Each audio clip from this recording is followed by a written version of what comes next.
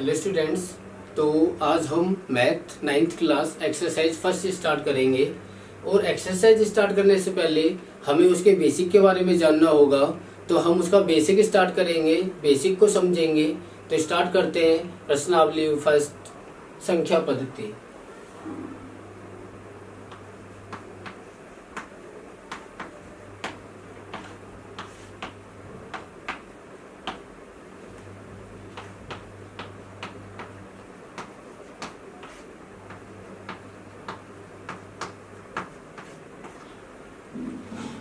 तो स्टूडेंट्स, सबसे पहले हमें संख्या के बारे में पता करना होगा। संख्या के टाइप, संख्या के प्रकार, कौन कौन से प्रकार होते हैं, कौन कौन से प्रकार की संख्याएं होती हैं। तो हम उसे स्टार्ट करेंगे। तो संख्या के बारे में जो फर्स्ट हमारे पास आता है, संख्या के प्रकार आते हैं। तो सबसे नंबर 1 पर आती है प्राकृतिक संख्या।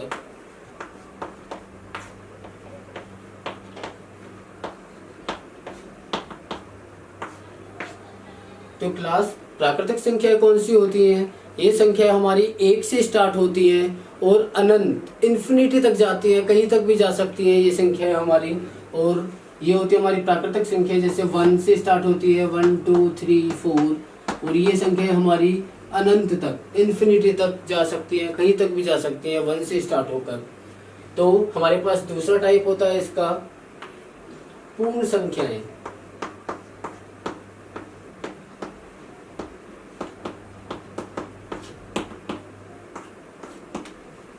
क्लास पूर्ण संख्या हमारी वो संख्याएं होती हैं जो 0 से स्टार्ट होती हैं और 0 से स्टार्ट होकर कहीं तक भी जा सकती हैं, अनंत तक जाती हैं, इन्फिनिटी तक जाती हैं।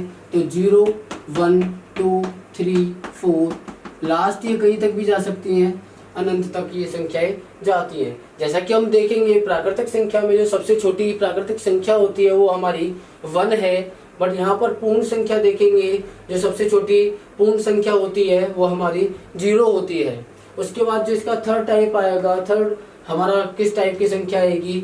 हमारे पास होती है पूर्णांक। पूर्णांक संख्याएं।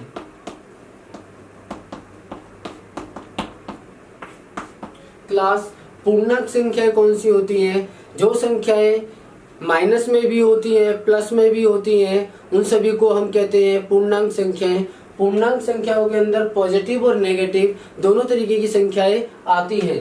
ये जैसे कि बात करेंगे, माइनस इन्फिनिटी से चलती हैं ये संख्याएं, माइनस में अनंत तक जा सकती है, कहीं तक भी जा सकती हैं, -3 -2 -1 0।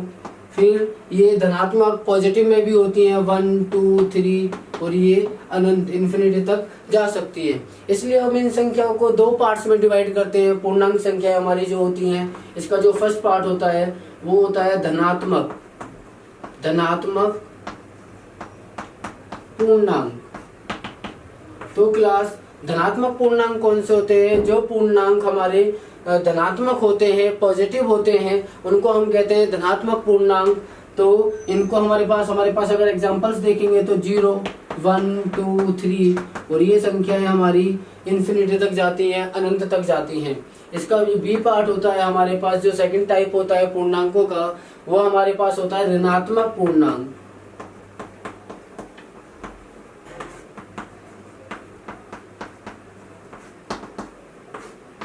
तो ऋणात्मक पूर्णांक हमारे होते हैं, ऋणात्मक मतलब नेगेटिव। तो वो पूर्णांक जो नेगेटिव साइड में होते हैं, ऋणात्मक होते हैं, उनको कहते हैं हम ऋणात्मक पूर्णांक। तो ये संख्या हमारी -3 माइनस इन्फिनिटी तक जाती हैं, -3 -2 -1 एंड सो ऑन। इस तरीके से ये संख्या हमारी चलती रहती है। तो इसके बाद पूर्णांक संख्याओं के बाद हमारे पास जो इसका फोर्थ टाइप आता है वो हमारे पास आता है परिमेय संख्याएं। तो परिमेय संख्याएं कौन सी होती है क्लास? अभी हम डिस्कस करेंगे इस चीज को।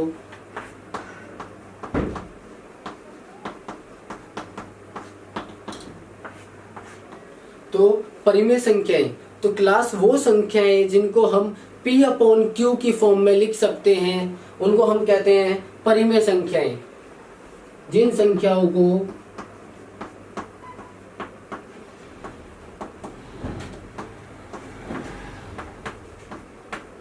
P/Q के रूप में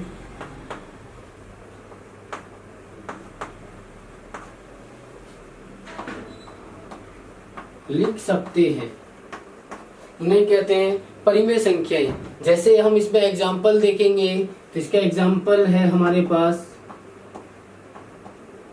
2/5, 3/2, 1/2, इस तरीके से जिसको भी हम P/Q की फॉर्म में लिख सकते हैं उनको हम कहते हैं परिमेय संख्याएं। बट क्लास में याद रखना होगा कि जो हमारा Q है वो नॉट इक्वल टू 0, वो 0 के इक्वल नहीं होना चाहिए। Q must not be equal to 0। ये सभी संख्याएं हमारी परिमेय संख्याएं होती हैं।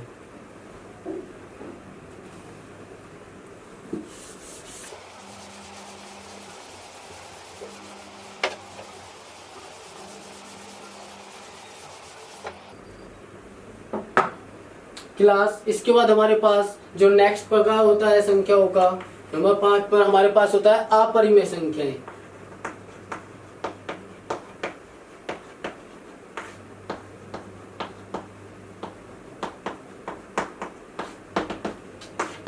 अपरिमेय संख्या क्लास जिन संख्याओं को हम P/Q के रूप में नहीं लिख सकते हैं उनको हम कहते हैं अपरिमेय संख्याएं। जिन संख्याओं को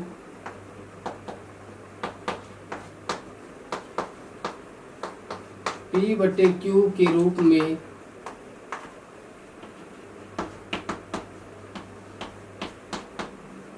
नहीं लिखा जा सकता उन्हें हम अपरिमेय संख्याएं कहते हैं।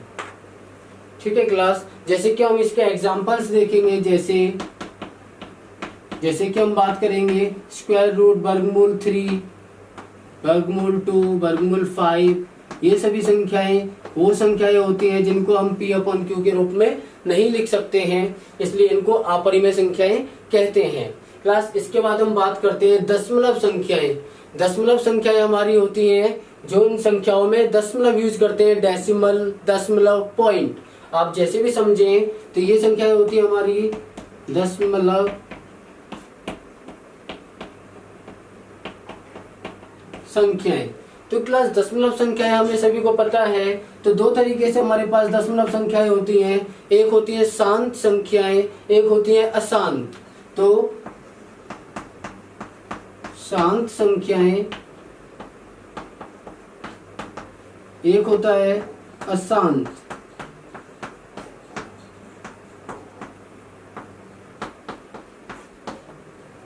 तो क्लास शांत संख्याएं कौन सी होती हैं? वो संख्याएं जिनको भाग देने पर उनका जो शेषफल आता है वो 0 आता है, वो होती है शांत संख्याएं। या फिर हम कह सकते हैं जो संख्याएं पूरी भाग हो जाती हैं उनको हम कहते हैं शांत संख्याएं। जैसे कि हम बात करेंगे इसके लिए एग्जांपल के लिए, तो जैसे 1/2 ये हमारी शांत है। क्यों? क्योंकि अगर हम इसको डिवाइड करते हैं तो हमारे पास आंसर आएगा 0.5। तो क्लास 0.5 पर ये खत्म हो चुका है, इसका जो शेषफल आएगा वो 0 आएगा, इसलिए हम कह सकते हैं कि ये शांत संख्या है। अशांत संख्याएं कौन सी होती हैं? अशांत संख्याएं होती हैं जिनको भाग करने पर वो पूरी भाग नहीं होती, उनमें शेषफल 0 नहीं आता है, 0 के अलावा कोई भी शेषफल आ सकता है। जैसे कि हम इसके लिए एक एग्जांपल देखते हैं 1/3। जैसे कि 1/3 को अगर हम डिवाइड करते हैं तो इसके लिए हमेशा डिवाइड करने के बाद इसका जो आएगा आंसर वो 0.33 इस तरीके से आगे तक आता जाएगा। तो ये अशांत संख्या है। अशांत संख्याओं को रिप्रेजेंट करने के लिए हम यहाँ पर लास्ट में डैश डैश डैश यूज करते हैं। इसका मतलब है कि ये टर्मिनेट नहीं हुआ है, खत्म नहीं हुआ है, शून्य नहीं आया है इसके शेषफल में, या आगे भी हम कर सकते हैं। तो ये हमारी अशांत संख्याएं होती हैं। तो क्लास यहाँ पर जो अशांत संख्याएं होती हैं वो भी 2 प्रकार की होती हैं, हम आगे डिस्कस करेंगे इन चीजों को।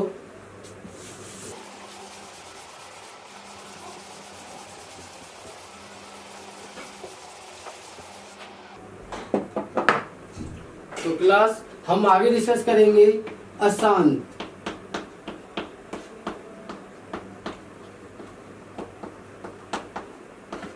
अशांत संख्या हमें पता चल गया है जिनका शेषफल 0 नहीं आता है, वो होती है अशांत संख्याएं। तो इसके 2 टाइप हम देखेंगे, 2 प्रकार देखेंगे इनकी भी अशांत संख्याओं के। इनमें 2 टाइप होते हैं, अनबसानी आवर्ती। और जो इसका सेकंड टाइप होता है अनवसानी अनावर्ती। तो क्लास अशांत संख्याएं दो तरीके की होती हैं, अनवसानी आवर्ती, अनवसानी अनावर्ती। तो अनवसानी आवर्ती संख्याएं वो होती हैं, जैसे कि हम बात करें जिन संख्याओं को हम डिवाइड करें, भाग करें और वो पूरी पूरी भाग ना हो, उसका शेषफल 0 ना आए, और दशमलव के बाद जो संख्या है वो रिपीट हो, बार बार एक ही संख्या आनी चाहिए। जैसे कि हमने एग्जांपल लिया था 1/3, तो 1/3 को अगर हम डिवाइड करते हैं तो आप देखेंगे 0.333, इस तरीके से ये बार बार 3 रिपीट होता रहेगा, इसलिए इसे हम बोलेंगे अनवसानी आवर्ती संख्याएं। बट क्लास अनवसानी अनावर्ती संख्याएं, अनवसानी अनावर्ती संख्याओं में ये जो दशमलव के बाद हम भाग करेंगे, ये डिवाइड करते हैं, ये पूरा पूरा डिवाइड नहीं होता है, शेषफल 0 नहीं आएगा, बट जो संख्या दशमलव के बाद आएगी वो रिपीट नहीं होती है, बार बार नहीं आती है, संख्या चेंज होकर आती है। जैसे कि हम इसके लिए भी कोई एग्जांपल देख सकते हैं। जैसे कि हमारे पास यहाँ पर एक एग्जांपल है हमारे पास 0.1010001000, इस तरीके से चलता जाएगा। तो क्लास यहाँ पर हम देखेंगे, यहाँ पर 10 10 हो गया, 100 100 हो गया, तो रिपीट नहीं हो रहा है। 1 के बाद एक 0, 1 के बाद 00, फिर 000। तो अगर ये 1 के बाद एक ही 0 होती 10 10 10, तो रिपीट कह देते हैं हम इसको, तो अनवसानी आवर्ती में आ जाता। बट यहाँ पर देखिए, हम देखेंगे पहले एक 0 होती, फिर 2 0 है, फिर 3 0 है, तो रिपीट नहीं हो रहा है कोई भी संख्या, तो इसलिए हम बोलेंगे अनवसानी अनावर्ती संख्याएं। तो क्लास ये हमारा अशांत संख्याओं के प्रकार थे। इसके बाद हमारे पास जो संख्या आती है, लास्ट इसका जो टाइप है वो है हमारे पास वास्तविक संख्याएं।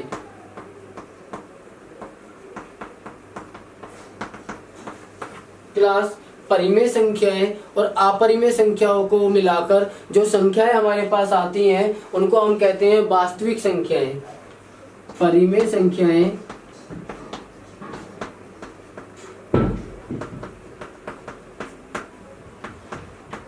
और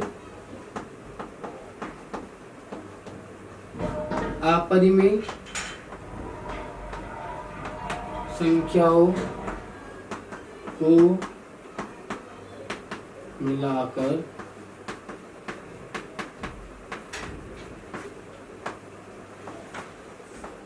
वास्तविक संख्याएं।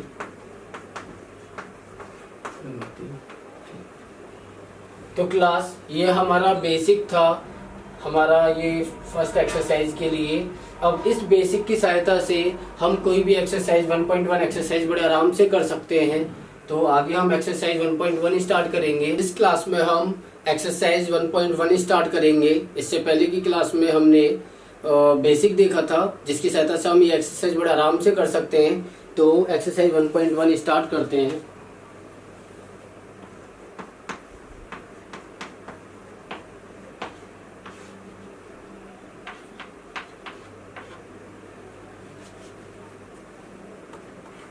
क्लास इसका फर्स्ट क्वेश्चन, क्या 0 एक परिमेय संख्या है? तो सबसे पहले हमें पता है, हमने बेसिक में पढ़ा है कि परिमेय संख्याएं कौन सी होती हैं जिनको P/Q के रूप में लिख सकते हैं।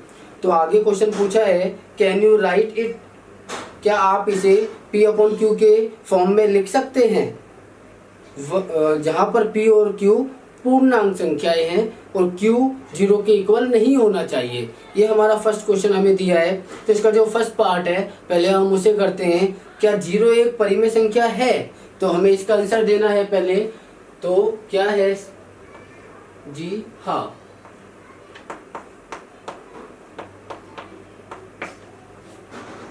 जीरो एक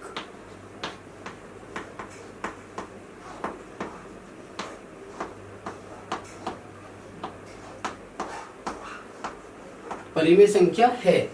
तो क्लास 0 एक परिमेय संख्या कैसे है, हम इस पर डिस्कस करेंगे, अभी इस पर देखेंगे। तो 0 परिमेय संख्या हमें पता है, जिनको हम P/Q के रूप में लिख सकते हैं। तो 0 को कैसे हम P/Q के रूप में लिख सकते हैं, देखें तो 0 को हम क्या लिख सकते हैं, 0/1 लिख सकते हैं, क्योंकि किसी भी संख्या से अगर 0 को डिवाइड करते हैं तो 0 ही आता है, तो यहाँ पर हमें कोई प्रॉब्लम नहीं है। 0 को हम चाहे तो 0/1 लिख सकते हैं। तो क्लास यहाँ पर देखें, 0 को हमने p/q के रूप में लिख दिया है, जहाँ पर p की वैल्यू 0 और q की वैल्यू 1। तो इस तरीके से हम 0 को p/q के रूप में लिख सकते हैं। तो हम कह सकते हैं कि 0 एक परिमेय संख्या है। तो बस हमारा फर्स्ट क्वेश्चन है ये। इसी तरीके से हमें आगे के क्वेश्चंस भी करने हैं। तो यहाँ पर हम अपना सेकंड क्वेश्चन देखते हैं। सेकंड क्वेश्चन में हमसे क्या बोला गया है, 3 और 4 के बीच में 6 रेशनल नंबर्स ज्ञात कीजिए। तो क्लास हमें 6 परिमेय संख्याएं ज्ञात करनी है 3 और 4 के बीच में। तो क्लास हमारा जो सेकंड क्वेश्चन है उसमें हमें 3 और 4 के बीच में 6 परिमेय संख्याएं ज्ञात करनी है। तो कैसे करेंगे हम इसे, देखिए 3 और 4 के बीच में हमारे पास कोई भी संख्या नहीं है, जैसे हमें पता है 3 के बाद 4 ही आता है। तो देखिए हम 3 को क्या कर सकते हैं, 3 को हम किसी एक संख्या से मल्टीप्लाई और डिवाइड, गुना और भाग करेंगे तो कोई प्रॉब्लम नहीं होगी। देखिए जैसे कि 3 को हमने 7/7 से किया गुना, 7 से गुना किया, 7 से भाग किया। तो इसमें क्या है कि 7 से 7 को काटने पर 1 आ जाएगा, तो 3 1 जा 3 हो जाएगा दोबारा से। तो 3 पर कोई भी चेंज नहीं आएगा। मीन्स जिस संख्या से क्वेश्चन में कोई भी बदलाव ना आए वो हम कर सकते हैं, उसमें कोई प्रॉब्लम नहीं है। तो देखिए क्लास यहाँ पर हमने 3 7 जा 21/7। इसी तरीके से 4 को भी हम इस तरीके से कर सकते हैं। तो 4 7 जा 28/7। तो क्लास देखिए हमने 3 और 4 को p/q की रूप में लिख दिया है। तो अभी हमें रेशनल नंबर्स निकालने हैं, तो रेशनल नंबर्स भी p/q के रूप में होते हैं, इसलिए हमने इसको p/q के रूप में बदला है। क्लास यहाँ पर मैंने 7 से मल्टीप्लाई और डिवाइड किया है, तो ऐसा जरूरी नहीं है कि आप भी 7 से ही करें, आप 6 से भी कर सकते हैं, 8 से भी कर सकते हैं। बस एक ही बात याद रखनी है कि जिस संख्या से मल्टीप्लाई करेंगे उसी से डिवाइड करना होगा, बस ये बात याद रखनी है। और किसी से भी हम कर सकते हैं। तो यहाँ पर हम देखेंगे 21/7 और 28/7। तो इनके बीच में हमारे पास काफी संख्याएं हैं जो हमें ज्ञात करनी है, परिमेय संख्याएं। तो हम कह सकते हैं कि 3 और 4 के बीच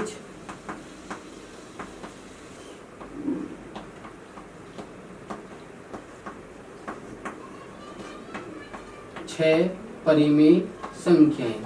तो क्लास वो कौन कौन सी संख्याएं होंगी, तो 21/7 के बाद क्या आएगा हमारा 22/7, 23/7, 24/7, 25/7।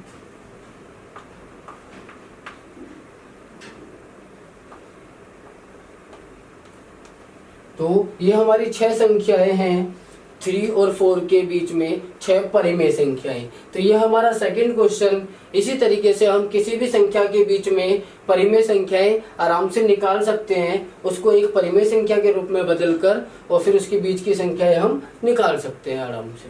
तो अभी हम क्लास आगे थर्ड क्वेश्चन देखेंगे और तीसरा क्वेश्चन ट्राई करेंगे। तो क्लास तीसरा क्वेश्चन हमें दिया हुआ है 3/5 और 4/5 के बीच में 5 परिमेय संख्याएं ज्ञात कीजिए। तो देखिए फिर दोबारा से 3/5 और 4/5 के बीच में हमें परिमेय संख्याएं ज्ञात करनी है। तो यहाँ पर हम क्या करेंगे 3/5 और 4/5। देखिए क्लास 3/5 और 4/5 के बीच में अभी तक कोई भी संख्याएं नहीं है, क्योंकि 3/5 के बाद 4/5 ही आता है। तो अभी हम इसमें क्या करेंगे, फिर से एक संख्या से मल्टीप्लाई और डिवाइड करेंगे ताकि इनके बीच में एक गैप बनाया जा सके जिसमें हम दूसरी संख्याएं ज्ञात कर सके। तो जैसे कि हम क्या करेंगे इसमें भी कि 7 से मल्टीप्लाई किया और 7 से डिवाइड कर दिया, तो हमारे पास क्या आ जाएगा 3 7 जा 21 और 5 7 जा 35। इसी तरीके से 4/5 में भी हम 7 से गुना और 7 से भाग करेंगे तो 28/35। अब देखिए क्लास यहाँ पर 3/5 को हमने किस रूप में लिखा है 21/35 के रूप में, और 4/5 को हमने 28 बटे में 35 के रूप में लिख दिया है। अभी यहाँ पर इनके बीच में हमारे पास काफी संख्याएं हैं जिनको हम ज्ञात कर सकते हैं और वो सभी संख्याएं परिमेय संख्याएं होंगी। तो यहाँ पर हम क्या करेंगे, 3/5 और 4/5 के बीच 5 परिमेय संख्याएं। तो वो संख्याएं कौन सी हो जाएंगी, तो क्लास 3/5 और 4/5 के बीच 5 परिमेय संख्याएं कौन सी होंगी हमारे 21 के बाद 22/35, 23/35, 24/35, 25/35, 26/35, 1 2 3 4 5। ये हमारी 5 परिमेय संख्याएं जो 3/5 और 4/5 के बीच में आती हैं। तो क्लास ये हमारा थर्ड क्वेश्चन यहाँ कंप्लीट होता है। इसके बाद हम अपने फोर्थ क्वेश्चन की ओर चलते हैं।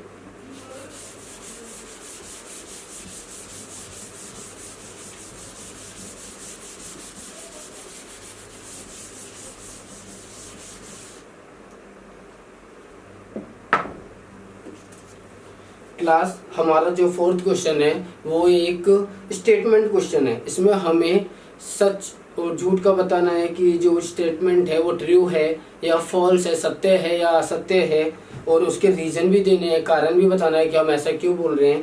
तो फोर्थ क्वेश्चन का फर्स्ट पार्ट हम करते हैं।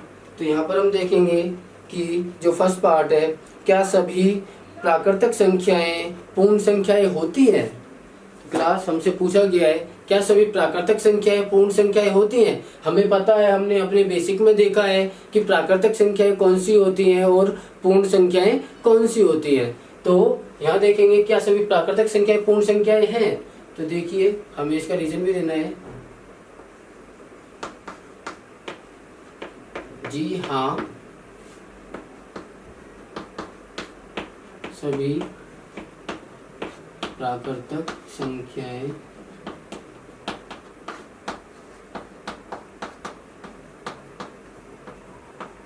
पूर्ण संख्याएं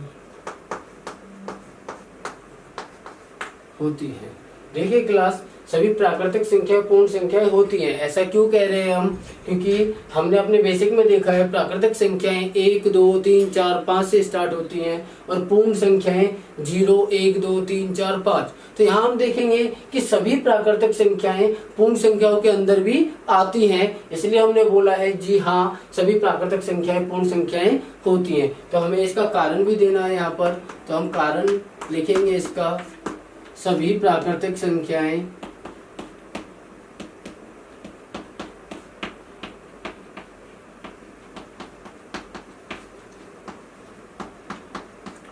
पूर्ण संख्याओं में भी आती हैं, इसलिए सभी प्राकृतिक संख्याएं पूर्ण संख्याएं होती हैं। तो यहाँ पर हमारा जो इसका सेकंड पार्ट है हम उसको देखते हैं, आगे बढ़ते हैं। और यहाँ पर हमसे क्या बोला गया है, क्या सभी पूर्णांक पूर्ण संख्याएं होती हैं। तो क्लास हमें पता है पूर्णांक क्या होते हैं, जो ऋणात्मक भी होते हैं धनात्मक भी होते हैं, और पूर्ण संख्या कौन सी होती है हमें वो भी पता है। तो हम देखते हैं क्या सभी जो पूर्णांक हैं वो पूर्ण संख्याएं होती हैं। तो हमें पता है बेसिक से जी नहीं,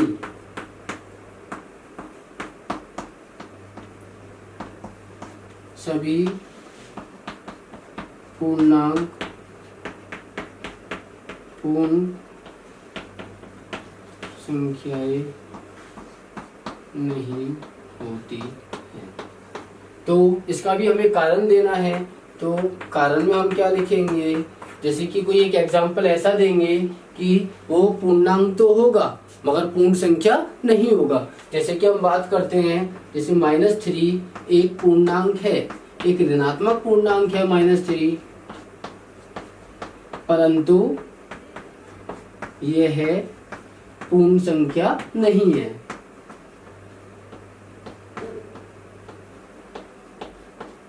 क्योंकि क्लास जो पूर्ण संख्याएं होती हैं उनमें ऋणात्मक संख्याएं नहीं आती है, इसलिए हमने लिखा है कि ये पूर्णांक तो है परंतु ये पूर्ण संख्या नहीं है। इसके बाद हम अपने थर्ड पार्ट की ओर चलेंगे, आगे चलेंगे। और हमारा थर्ड पार्ट हमसे पूछा गया है, क्या सभी परिमेय संख्याएं एक पूर्ण संख्या होती है? तो क्लास हमें पता है जो परिमेय संख्याएं होती हैं वो संख्याएं होती हैं जिनको हम p/q के रूप में लिख सकते हैं, और जो पूर्ण संख्याएं होती हैं वो संख्याएं होती हैं जिनमें 0 से स्टार्ट होता है और अनंत तक, इन्फिनिटी तक वो जाती हैं। तो यहाँ देखेंगे क्या सभी परिमेय संख्याएं पूर्ण संख्याएं होती हैं? तो यहाँ पर हम लिखेंगे जी नहीं।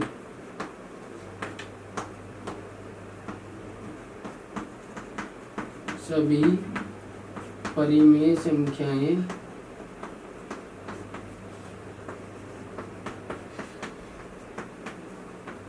पूर्ण संख्याएं नहीं होती है। तो क्लास इसका भी हमें कारण देना होगा, एक ऐसा एग्जाम्पल लेना होगा, उदाहरण लेना होगा जो हमारा परिमेय संख्या तो हो बट पूर्ण संख्या ना हो। तो एक ऐसा एग्जाम्पल हम लेंगे, जैसे कि हम बात करें कि 2/5 हमारा परिमेय संख्या तो है बट पूर्ण संख्या नहीं है। 2/5 एक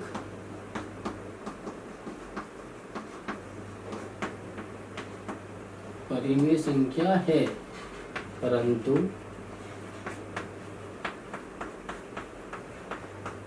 पूर्ण संख्या। तो क्लास यहाँ पर ये हमारा थर्ड पार्ट हो जाता है। यहाँ पर हमारी जो एक्सरसाइज, जो प्रश्नावली 1.1 है वो कंप्लीट होती है, और हम इसके बेसिक के सहारे से, बेसिक को करने से हम इस एक्सरसाइज को बड़े आराम से कर पाएंगे, और बड़े आराम से हमने की है। तो आप बिल्कुल इस पर ध्यान दीजिए बेसिक पर और समझिए अच्छे से। आगे हम अपनी एक्सरसाइज 1.2 स्टार्ट करेंगे।